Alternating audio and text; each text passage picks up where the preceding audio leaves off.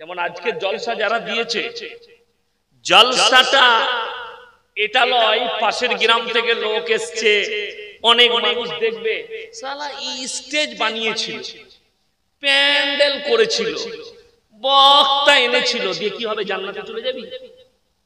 Stage দিয়ে আর প্যান্ডেল নিয়ে? জলসাটা কামিয়াব তখন হবে যখন নিয়ত হবে যে আজকের জলসার পরে ফজর থেকে আর আমাদের কমিটির ছেলের একজনেরও নামাজ কাজা হবে না। কথাটা বুঝাতে পারলাম? তবে জলসা কামিয়াব। তা না হলে প্রতি বছর এই হুজুর ডাকাই হবে আর খেজুর খাওয়াই হবে, আর কিছু হবে। বাংলাদেশ থেকে বক্তা আনে না, লন্ডন থেকে আর জাপান থেকে, আর মক্কার ইমামকে নিয়ে আসে। নামাজ না পড়লে মক্কার ইমামের বাপের ক্ষমতা নাই তোমাকে জান্নাতে নিয়ে। কথাটা বুঝতে পেরেছেন না পারেননি? হ্যাঁ। কেন? আমি এখনো বক্তব্য শুরু করিনি, শুরু করব। মুসলমানদের অবস্থা একটু বলে দিই, তারপরে শুরু করব। আমি খালি দেখে দিই আপনারা বাঁশ নিতে পারেননি। এক নম্বর, আমরা যে দেশটায় বাস করছি এটা হচ্ছে সেকুলার দেশ। হিন্দু, মুসলিম, জৈন, বৌদ্ধ, খ্রিস্টান সব ধর্মের মানুষ আছে, আছে না?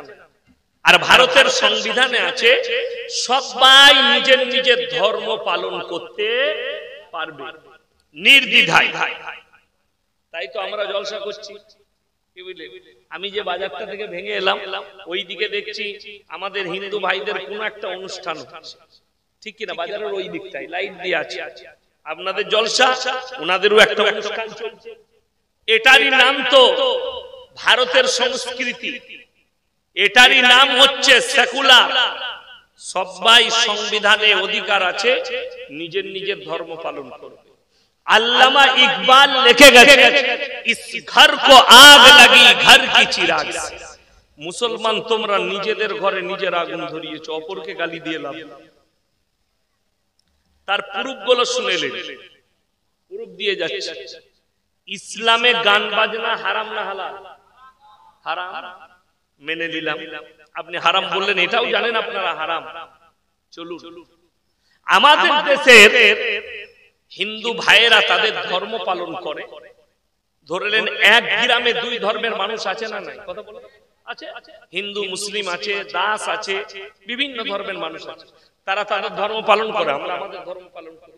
রাস্তা কিন্তু একটাই। আপনার মসজিদের সামনে দিয়ে আমাদের দেশের হিন্দু ভাইরা তাদের পুজো ভাসাতে গেল, তাদের যেটা করণীয় আছে তারা করেছে। ডিজে বাজানো, নাচ করা, তারা যেভাবে ধর্ম পালন করে সেইভাবে তারা নিয়ে গেছে মসজিদের সামনে দিয়ে। আপনি থানায় গিয়ে অভিযোগ করলে তারা গান বাজিয়েছে মসজিদের সামনে, ডিজে বাজিয়েছে, আমার ইমানের ক্ষতি হলো, নামাজের ক্ষতি হলো। মুসলমান খালি কত বড় নেমক হারাম বলে তারা পেরিয়ে যাবে গান বেজিয়ে। তোমার ইমানের ক্ষতি হলো, নামাজের ক্ষতি হলো, তোমার সেন্টিমেন্টে লাগলো। আর কষ্টের বিষয়, তারপরেই দেখা যাচ্ছে হারামখোর মুসলমান বেটার বিয়েতে আর বিটির বিয়েতে 3 দিন গান বাজাচ্ছে, ডিজে বাজাচ্ছে। ঠিক বললাম না ভুল বললাম? তাইলে ওইটা কি করে তোমার ঠিক হয়ে গেল? তার নামে থানায় অভিযোগ করলি না যে আমাদের পাড়ায় মুসলিম সে ডিজে বাজাচ্ছে, ড্যান্স করছে। মসজিদ কমিটি মানা করলো না, ইমাম তুমি এই বিয়ে পড়াতে যেতে পাবে না যে বিয়েতে গান বাজনা ড্যান্স হচ্ছে। বরঞ্চ ইমাম যদি বিয়ে পড়াতে না যায়, ইমামকে তাড়িয়ে দিবে হারামখোর কমিটি। বুঝতে পেরেছেন না? আমার কিন্তু চাকরি যাওয়ার ভয় না। আমাকে যদি এরকম করে বলে যে হুজুর এত ডোজ দিবেন না, আমার গাড়ি রেডি আছে, নামবো, ঘর পালিয়ে যাবো, কিন্তু জলসা বুঝেলে আমার চাকরি যাবার ভয় না। আমি কিন্তু তোমার কোথায় লাগবে জানি না, ওষুধ আমি দেবো। অনেকজন রাস্তাঘাটে চায়ের দোকানে বলে না, ইয়াসিন সাহেব হক কথা বলে, আমাদের ইমাম বলতে পারে না। তোর ইমামকে অধিকার দিয়েছিস? কথাটা বুঝতে পেরেছেন? তোমার ইমামকে অধিকার দিয়েছ। এটা পশ্চিম মেদিনীপুর তো, হ্যাঁ পশ্চিম মেদিনীপুর। পশ্চিম মেদিনীপুরে গোটা মেদিনীপুর জেলা একটা গ্রামের মসজিদ কমিটি দেখিয়ে দেন যে কোনো বড় মাদ্রাসায় গেছে বড় আলেমের কাছে যে হুজুর মসজিদের সেক্রেটারি হতে গেলে কমিটি হতে গেলে কি কি শর্ত লাগবে একটু লিখে দেন।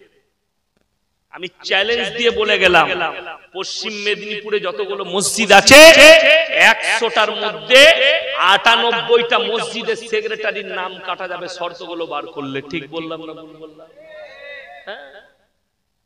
কার যদি গায়ে লাগে বাপের বেটা হন আর মসজিদের সেক্রেটারি হন আমার কাছে স্টেজে আসুন, আমি খালি প্রথম শর্তটা জিজ্ঞেস করব।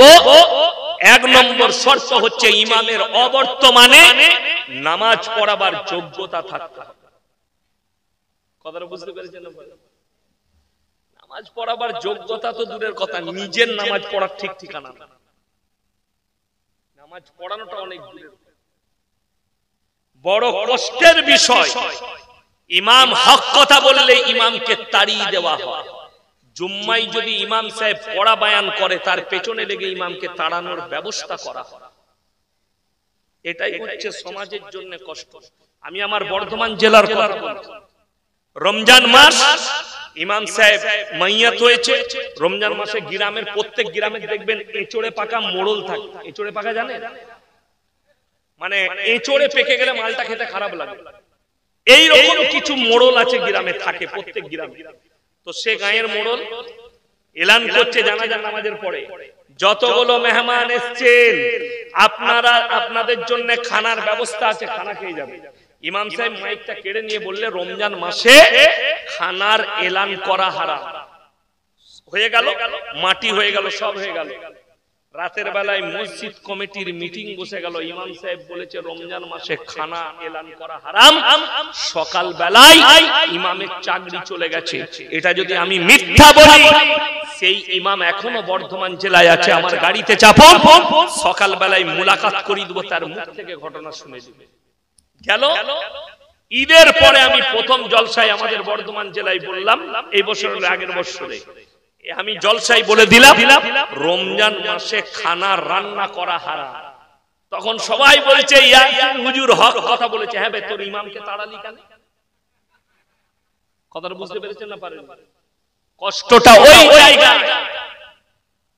কড়া কথা বললে মানুষের গায়ে লাগে। আজকে বড় কষ্ট লাগে। ঈদের দিনে ঈদ উপলক্ষে ফাংশন, ঈদ উপলক্ষে বুগি বুগি ড্যান্স, ঈদ উপলক্ষে ড্যান্স হাঙ্গামা। ঈদের চাঁদ উঠেছে।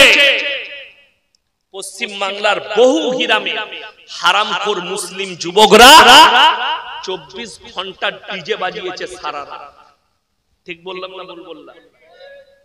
এরপরে আপনি আপনার গ্রামে একটা অমুসলিম ভাই বাস করে, সে যদি তার ধর্ম পালন করে তাকে তুমি কেমন করে গালি দাও? তোমার লজ্জা করে না? তুমি তোমার সন্তানকে গালি দিতে পারো না? তারা তাদের ধর্ম পালন করছে, তুমি তোমার ধর্ম পালন করতে পারো।